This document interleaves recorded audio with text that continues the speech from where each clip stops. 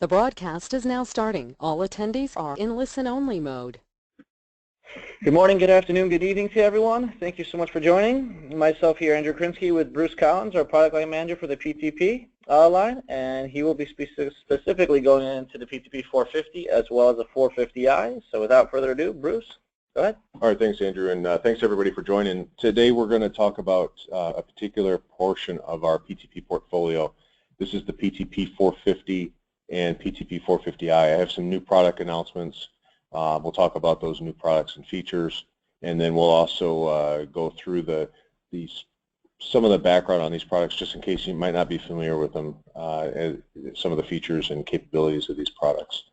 So let's go ahead and get started.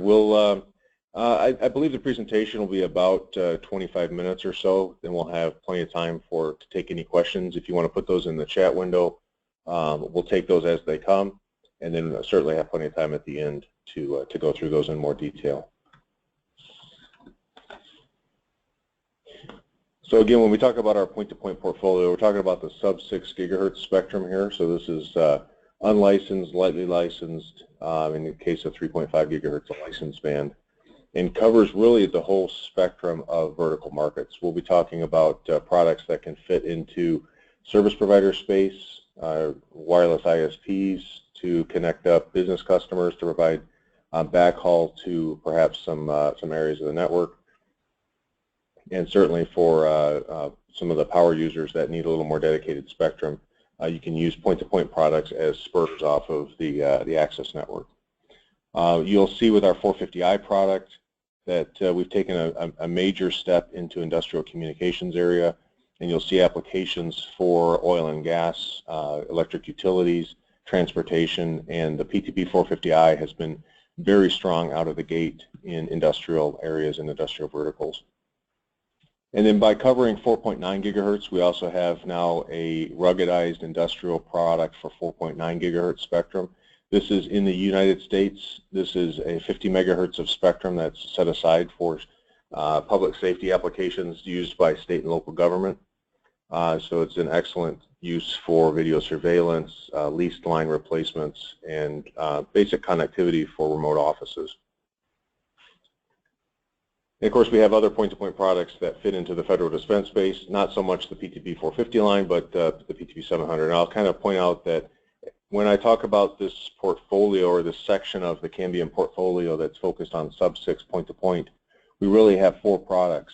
We have the PTP 450, the 450i. These are the two products I'll be talking about today. And then at a little bit of the higher end of the spectrum, we have the PTP 650. There are other webinars on that topic and lots of material on our webpage and community forum for the 650.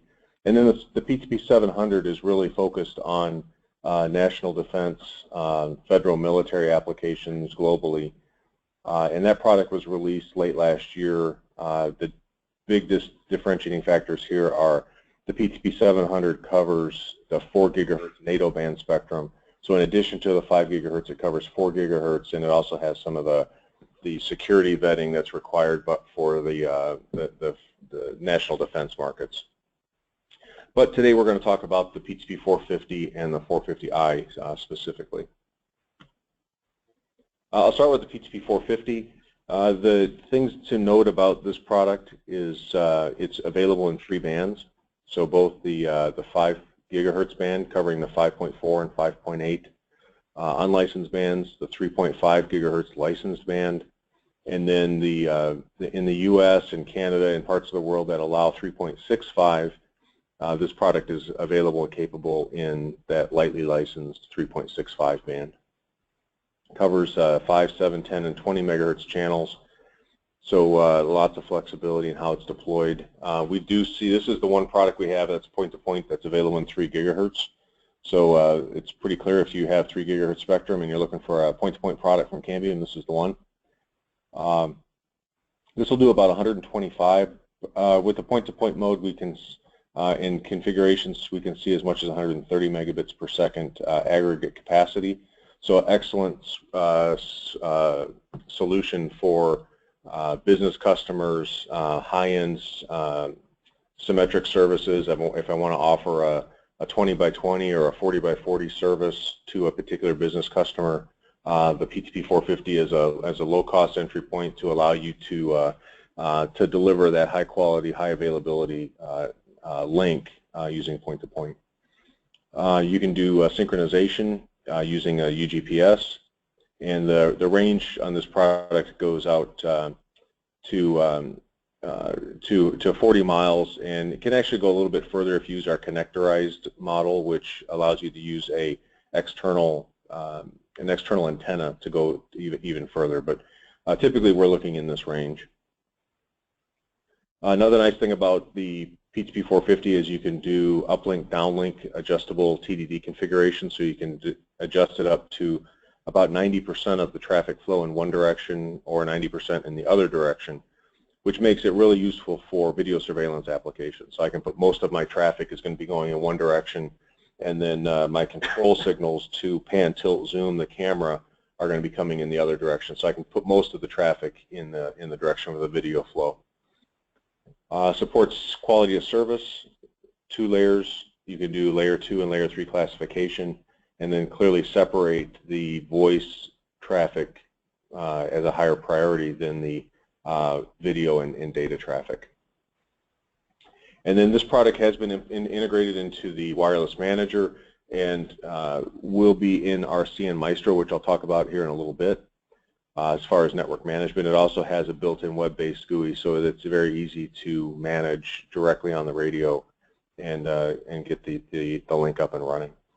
We also have integrated this with LINKPLANNER, so I'll talk about LINKPLANNER a little bit later, but this is a tool that lets you do, it's a free tool, anybody can download it, and it lets you do both reliability calculations and predictions as well as capacity predictions on a point-to-point link. So before I go out and invest in the radio, I can select which device to use, which kind of antenna gain I need, what band I should use, all these different what-if scenarios to make sure that the equipment that I procure and deploy is going to meet the end customer's requirements.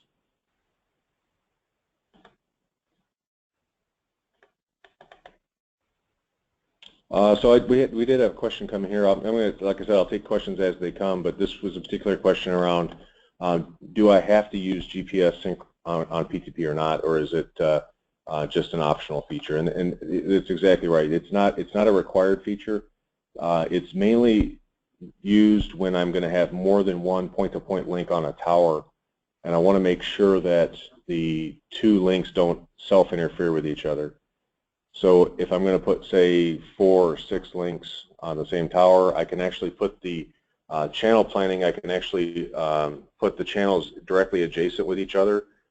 There's no need for guard band with these radios because of the really strong filtering that's used for out-of-band emissions.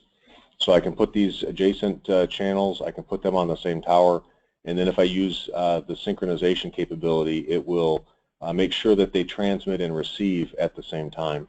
So when I do synchronization, I do need to use the UGPS to provide that 1 pulse per second signal to as a time reference, and then need to configure the radios with the same channel bandwidth and the same TDD ratio so that they are can be completely synchronized in their transmit and receive portions of the frame. So yeah, good question. And if you're just going to have a single PTP link on a tower, or you're going to have a couple links but you can separate them some distance apart from different channels, then synchronization is optional at that point.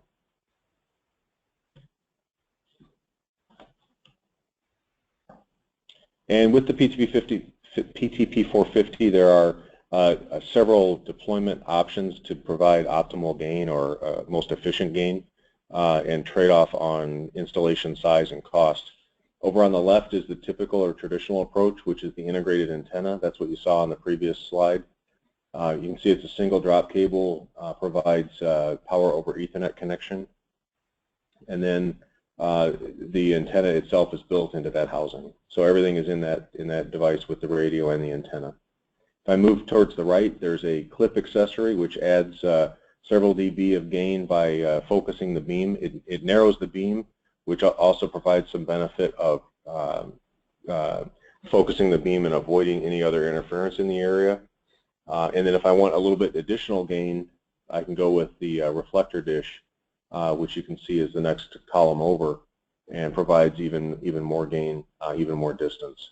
And then for the most link budget, we offer the connectorized version, which you can see there's two N-type cables, and those can be routed over to a 2-foot, 3-foot, even 4-foot dish to provide even more link budget. And all of these options are built into LINKPLANNER, so when you put the plan in place, you'll be able to see what the benefit is both on capacity and range by selecting these different accessories. It's a simple pull-down menu to say which of these options am I using.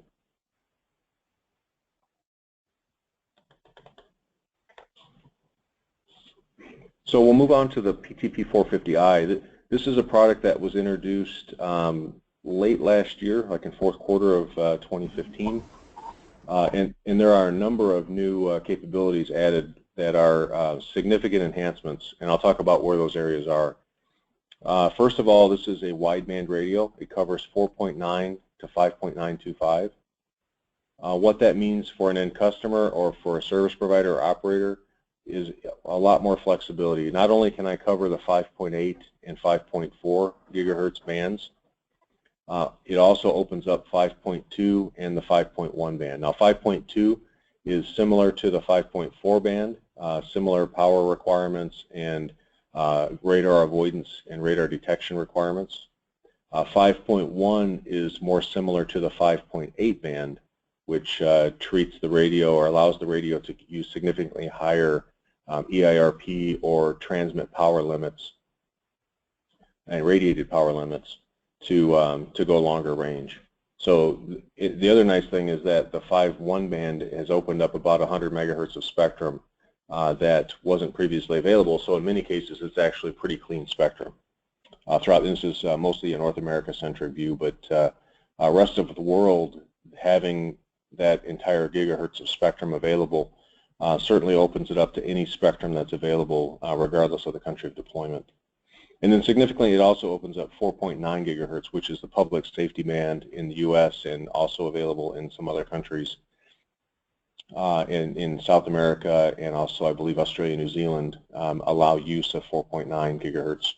So this becomes the preferred solution for public safety applications that require about 100 to 130 megabits per second. This 4.9 gigahertz is by rule or by FCC requirements limited to 20 megahertz channels. So the other thing we've done with the 450i is made it very ruggedized and secure. You'll see the housing on the right-hand side it's an all-metal housing with a sealed enclosure. We're following the industrial design of the PTP 650, which has been quite successful over a number of years in the most harsh environments. So we've used the similar industrial design. Again, all-metal housing. You'll see integrated and connectorized options on the right-hand side there. The panel antenna is a 23 dBi integrated panel. And then you also have in the upper left you can see the N-type connectors exposed for connection to an external dish. We have this ruggedized tilt bracket that you can see. You get a nice view of that in the picture there, which gives you all the flexibility for whether you're using connectorized or integrated. It's a nice bracket that allows for whatever installation that you might run into. You can also see the IP66 and 67, meaning that's for water and dust intrusion. So that prevents, allows the units to be deployed in really harsh environments. You can see in the picture on the right there, we've actually had this immersed in a fish tank here in our office outside of Chicago. You can see the fish swimming by there. The fish is fine. Don't worry about it. It's going to be just fine. And so is the radio. It's not meant for deploying underwater, but this is a good example of the ruggedization of the unit. Also significantly, the 450i is much higher transmit power. So in those bands that can use it, like the 5.8 gigahertz band and the 5.1 gigahertz band, you can actually go as high as 28 dBm transmit power. And then when you combine that with the high gain integrated antenna and the excellent noise factor and noise figure for these radios, you'll see in LINKPLANNER just excellent link budgets and fade margins on this radio, and the reliability of these links is really best in class, right up there with the with our PTP 650 product. And then some of the features that are going to be coming from on the PTP 450i. What we've done is with the 450i, we've added an additional network processor, and we've increased the size of the FPGA in this unit, which is really, if you think about it in terms of a computer, we've given this device a lot more memory and a lot faster processor. And that means that this device has 3 times the processing power of the PTP 450. And one of the first features that you'll see coming down the pipeline with this product is the introduction of 30 megahertz channels and 40 megahertz channels. 30 megahertz channels will be available in the June timeframe, so we're about a month away. We're going to be starting beta trials on that shortly, and that will support around 200 megabits per second capacity, transmit plus receive. And then later this year, we'll be adding 40 megahertz channels, which will allow the radio to run at around 250 megabits per second.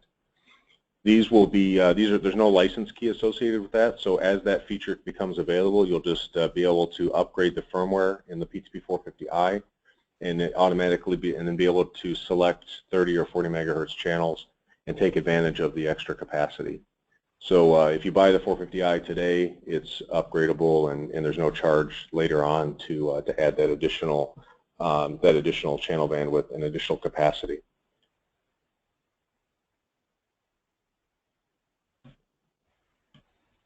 Another feature, this is down in the hardware itself, but is a capability we call dynamic interference filtering. And one of the things when we've introduced this radio that covers a 1 gigahertz of spectrum, or 4.9 to 5.9 gigahertz, is we want to look at how can I make sure that I'm only detecting signal in the channel of interest. So as I select the different channels and different bands, how do I make sure that I'm only focused on what I'm interested in? And the way we do this is we do what's called dynamic interference filtering. And what we do is we shift a very precise filter along the band and basically wrap around the selected channel and filter out interference from all the neighboring channels. And this has, in early deployments, and we've been deploying this radio now for about, I guess about 6 months, the feedback has been outstanding that this has provided excellent interference avoidance, interference reduction, and the fade margins and the availability of the radio has been excellent. So this did add a little bit extra cost to the radio, but we're seeing the benefits and improvement in adjacent channel interference. So definitely something to take a look at when you get your hands on a 450i, and you'll see the benefit in noisy environments on how to deploy these point-to-point links.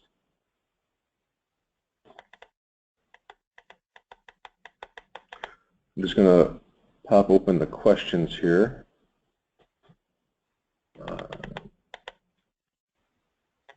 Oh, sorry, I sometimes use acronyms, so if I do, go ahead and feel free to ask one. One of the questions here is, what does the acronym SKU stand for? So this is really must have used that on a previous one, but that's a stock keeping unit, and it really means that as a benefit to both a distributor or to a network operator, I can have one unit on the shelf that serves multiple purposes.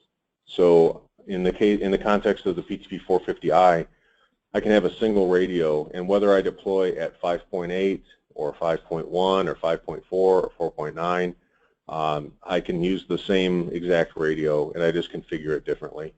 So it just cuts down on the number of different devices I need to keep in inventory. So it's a stock keeping unit.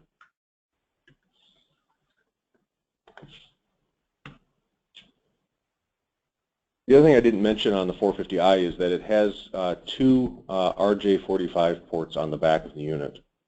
One of those ports is the power over Ethernet port that is the single drop cable down to the base of the tower or mast that you're deploying on. And the radio does support standard 802.3 AT power, so I can use a standard off-the-shelf PoE switch to power this device, or you can use the power over Ethernet injectors that Cambium provides. There's a second port on here called the aux port, and that's auxiliary port. And what that allows you to do is do a PoE output from that port. And that gives you the ability to power a device. And what we're showing here, this is back to that aquarium picture. We actually have a camera deployed inside that aquarium, and we're powering that camera directly off the radio.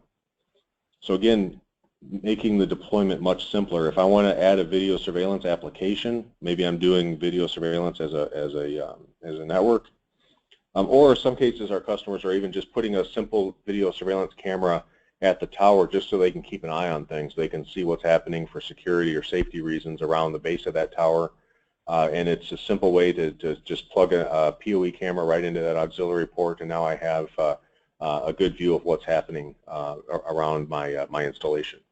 So nice flexibility, and that's what you see here is the picture of that camera monitoring the fish. By going with the ruggedized housing, we also are able to support ATEX HAZLOC solutions. This is a capability that will be shipping in June. The hardware has now been checked out and proven. We're adding some features into the software to support this, but essentially ATEX HAZLOC is narrowly focused on oil and gas applications in areas where there's a hazardous environment. So in this case, if on either a wellhead or in a drilling platform or a pipeline where there might be a hazardous environment or explosive environment, we've tested the hardware to both the European standard as well as North America standard. You can see them listed there on the lower left. And then there's also a software control to limit the amount of EIRP that's allowed depending on the gas group that you're operating in. So there'll be, again, a drop-down list or a drop-down menu in the software that says this is the gas group that I'm working with, and it will limit the radio's EIRP to make sure it stays within that safe limit. The ATEX HAZLOC is a separate model number, so it is a, you can't add that to a standard unit. You have to purchase the particular ATEX HAZLOC model, and part of that is because we have to validate and, excuse me, and audit that going back through to the factory. So we have to track any ATEX HAZLOC devices through our entire manufacturing process, and so therefore when you do come across a requirement for ATEX HAZLOC, there's separate part numbers and models to order for that area. If you're interested in that, there'll be more announcements coming in June, and that product will then be available for shipping also in June. The next product we'll talk about is the PTP 450 and 900 megahertz. This product has just started shipping this week, so it's being announced on social media, and there's more information now on our website. So this product is based on our PMP 450i, which was released for 900 megahertz about 60 days ago, I guess.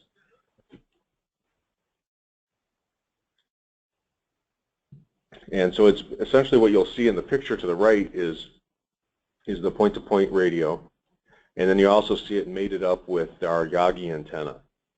And the mechanics with the Yagi antenna make it real nice and easy to deploy. That's about a 12 dBi Yagi that is sold separately from the radio. This will give excellent propagation. When you go to the lower frequencies and get down to 900 megahertz, you'll see just excellent propagation through foliage and distance. So this is, while the air interface will support up to 200 kilometers or about 122 miles, we regularly see links going out to sort of the 40-mile, 50-mile range. So this is, again, with the right link budget and topology and terrain, you can go long distance with this product.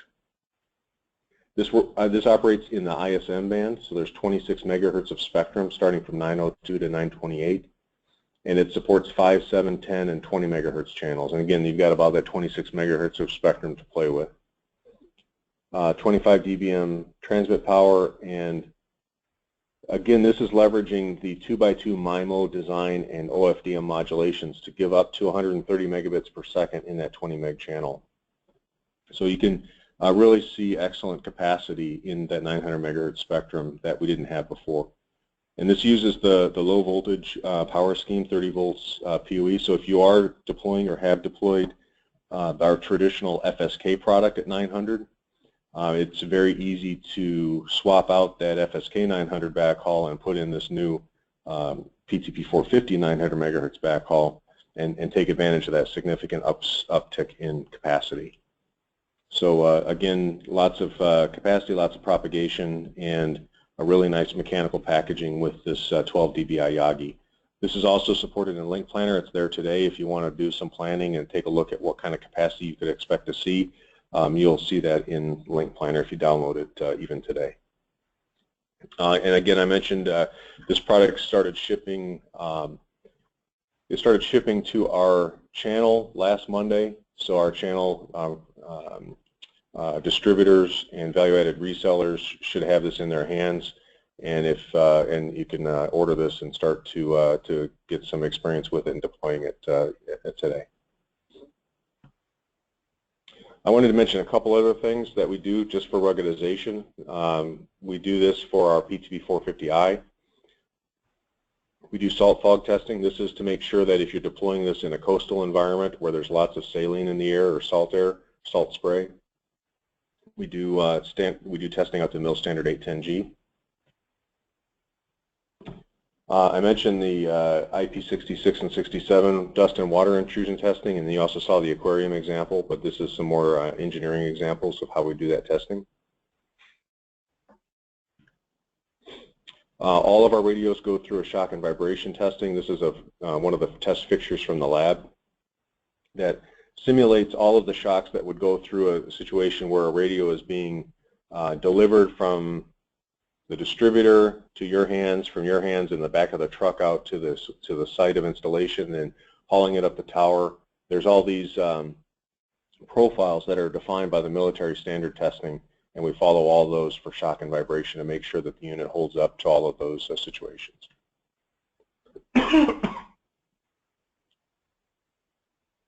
Apologies, I'm catching a little bit of a cold here. We also have introduced recently what's called a quick deploy positioner. This is another, if you think of it as an accessory or another application that can be used with the PTP 450 or 450i. What this allows, what the application for this is for rapid deployment, tactical environments where I'm going to need to quickly set up a link, and I don't want to have to spend a lot of time aligning it or sending RF experts out to the field to try to set up a link.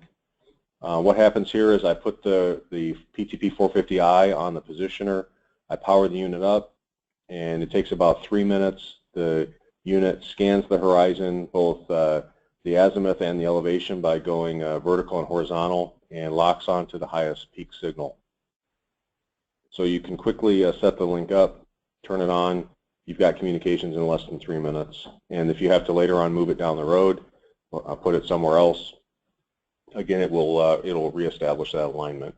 So it's great for those rapid deployments. You can eliminate the need for on-site technical resources, and this is available and interoperable with our PTP 650, 700, and now the 450i.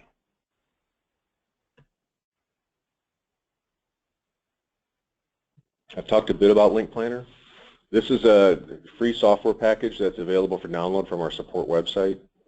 You can see here that in the middle of the picture, there's a path profile. This really is showing the terrain between point A and point B.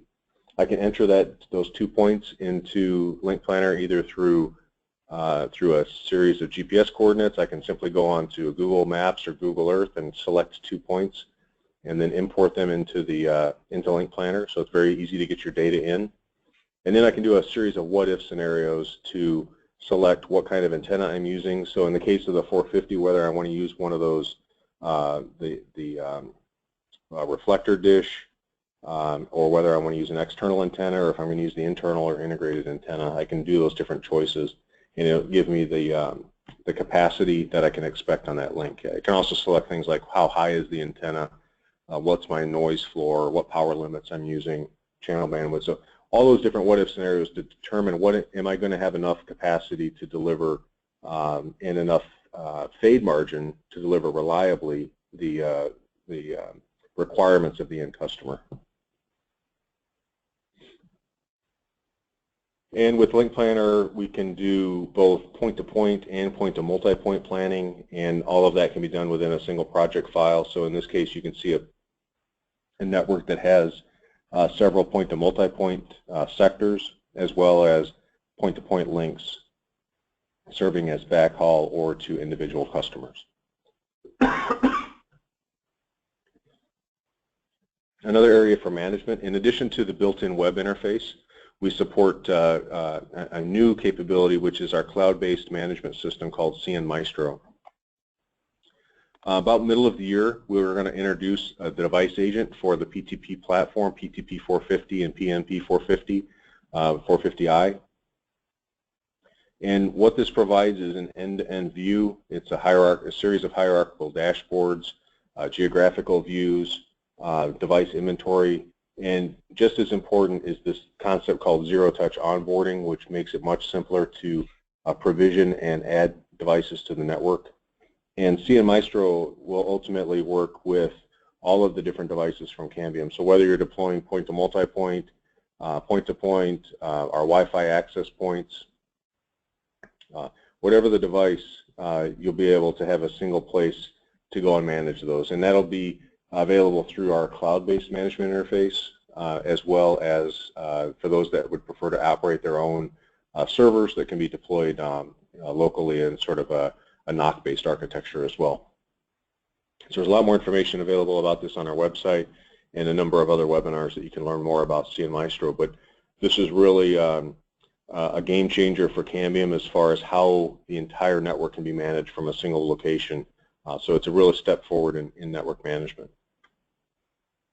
And there's kind of a sort of a graphical or schematic view of how that might work, where you can see the point-to-point links for long distance over here on the left. You've got your distribution, which can be point-to-point 450 or 450i, PNP 450, and then our ePNP product line, as well as our access products, whether it's the CN pilot programs or the E500, E400 access points.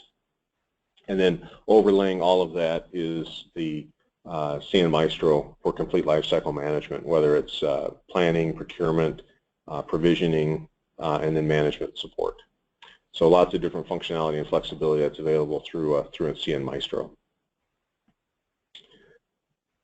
So I'll just close with a couple of other items here. I don't know, Andrew, you want to touch on these different areas? Yeah, Bruce, I can. Thank you so much for all that. I want to thank you, everyone, for joining. So just some side notes here with social media. Obviously, we love to hear from all of you, your stories, your deployments. We've had some customers do a 360 view of their towers with a drone, and it's been very cool to see. So we have video of that on our forums and our Facebook pages.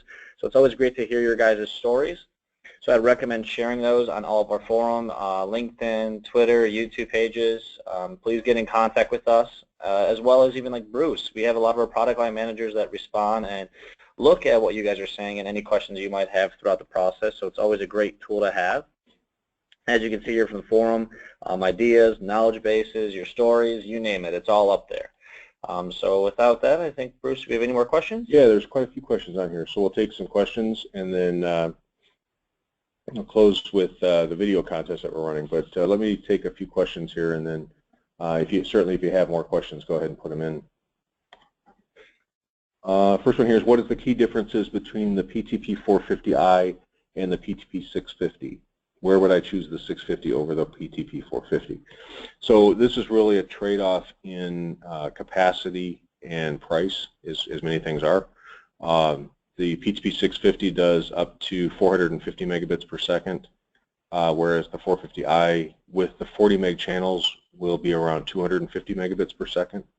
So if you need that extra capacity, the 650 is the better way to go. The 650 also has capabilities such as the ability to run a fiber interface. It supports synchronous Ethernet and 1588 timing. It supports IPv6. The 650, what else am I forgetting here?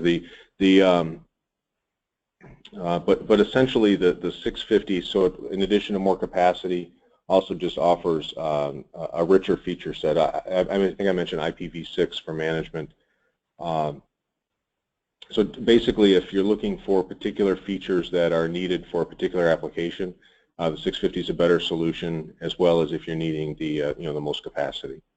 The other key difference between the two platforms is that the PTP 650 supports what we call dynamic spectrum optimization, and that's the ability to, in real time, scan all of the other channels that are operating and determine, or all the other channels, and determine if there's a better channel to jump to, and in a hitless fashion it will jump over to that new channel. So that's another sort of significant difference in how the two architectures work.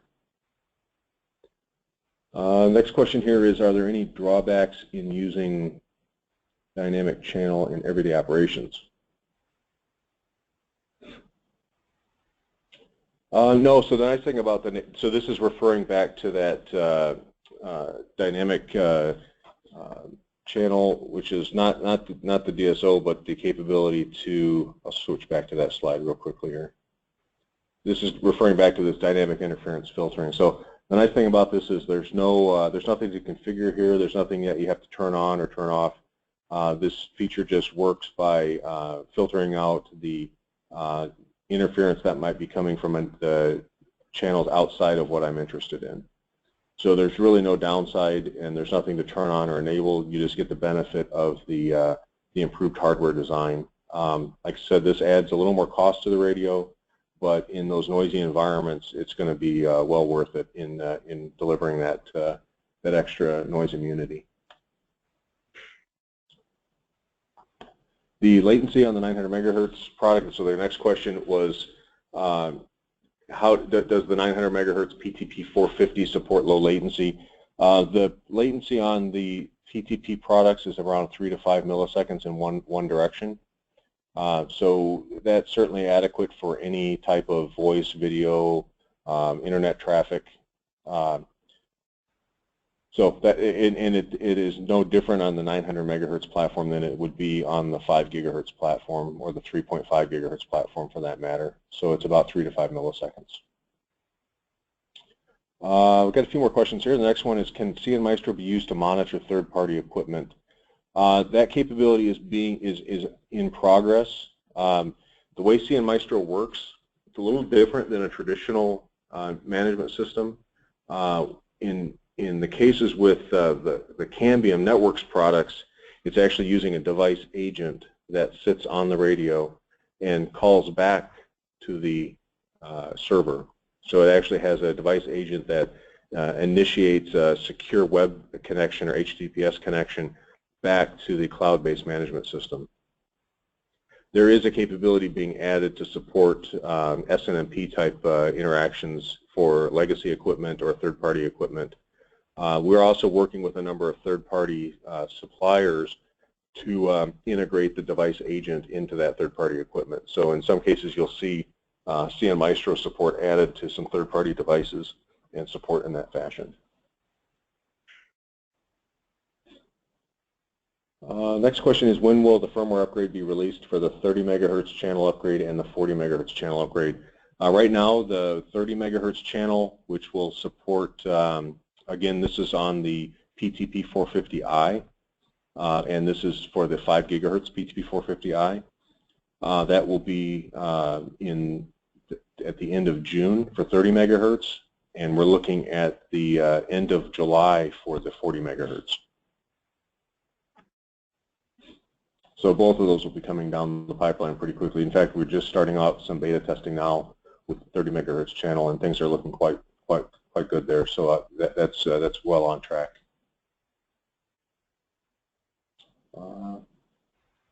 Somebody asked about getting a copy of this presentation. The recording of this will be posted on our website, and then I think everyone who attended will get a link to that recording, so you'll be able to get access to this. And then, is dynamic interference filtering a feature supported by all 450i models? So it is supported on the 5 gigahertz 450i model. It is not on the 900 megahertz, and it will. We're looking at in the roadmap around a 3 gigahertz version of the 450i, and when that product is announced, that would likely support that as well.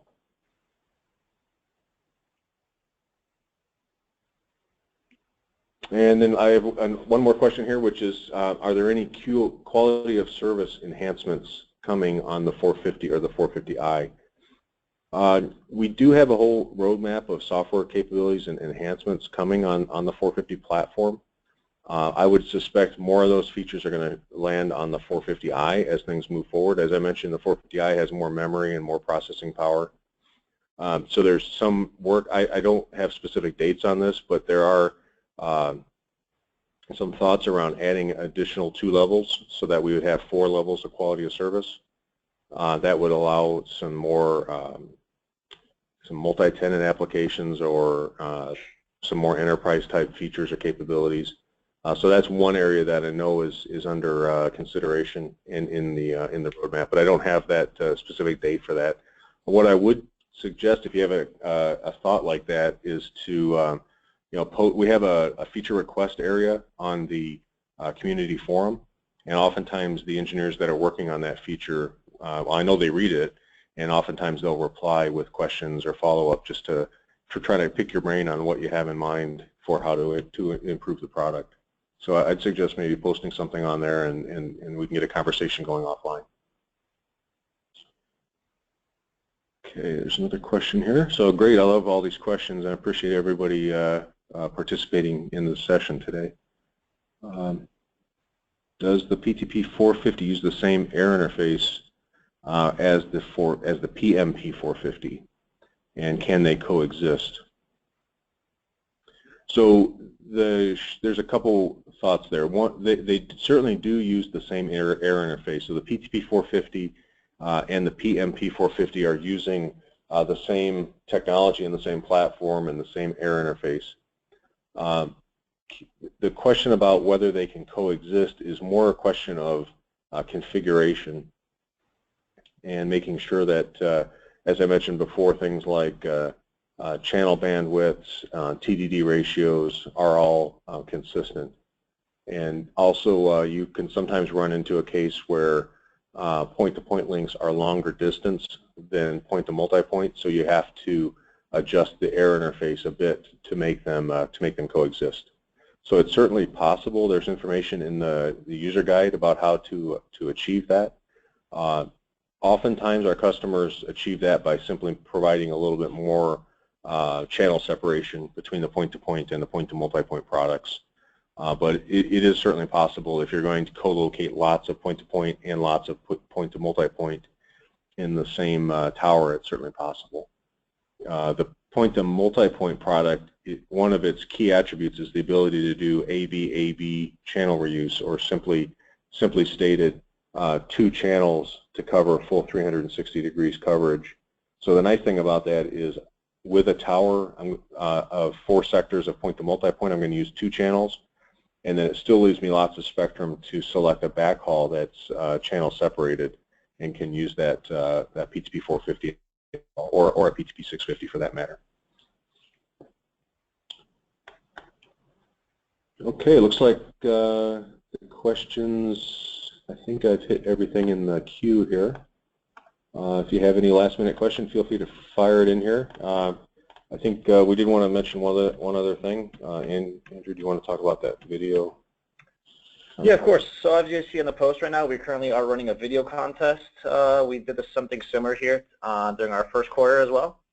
So if you can submit your videos onto our forum of your deployments, we can see specifically, and you'll get there'll be a poll put on to vote on those specific videos that were posted, and then from those videos there will be prizes. Obviously you can see from the first prize you'll get a PMP 450 IAP, 3Ms, and some branded gear. So you'll see from the different prizes and different polls, you'll see specifically what you can get. So I highly recommend posting all those. Voting obviously ends through the end of June, so I highly recommend that, and it's never an issue, because if you're already climbing your towers and so forth, you might as well get a recording, and you never know what might happen. It's free gear, so I highly recommend doing that.